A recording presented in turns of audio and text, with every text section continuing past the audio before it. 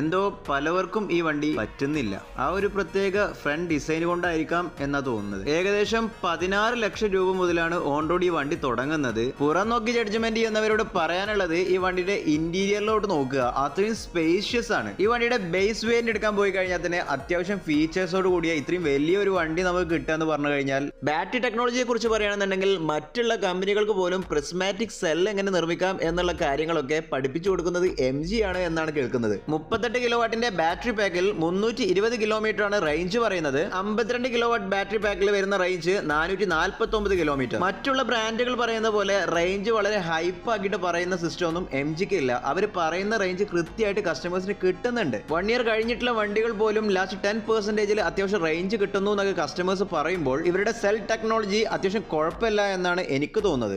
അതുകൊണ്ടൊക്കെ തന്നെ ആയിരിക്കും കൂടുതൽ ഹൈപ്പ് ഇല്ലാതെ അൺലിമിറ്റഡ് കിലോമീറ്റേഴ്സ് വാറന്റി ഉണ്ടെങ്കിൽ പോലും 2 ഫാസ്റ്റ് ചാർജിങ് കഴിഞ്ഞു കഴിഞ്ഞാൽ പിന്നെ ഒരു സ്ലോ ചാർജിങ് ചെയ്യണം എന്ന് ഈ കമ്പനി പ്രത്യേകം അവരുടെ ടേംസ് ആൻഡ് കണ്ടീഷനിൽ പറഞ്ഞുകൊണ്ടേയിരിക്കുന്നത്.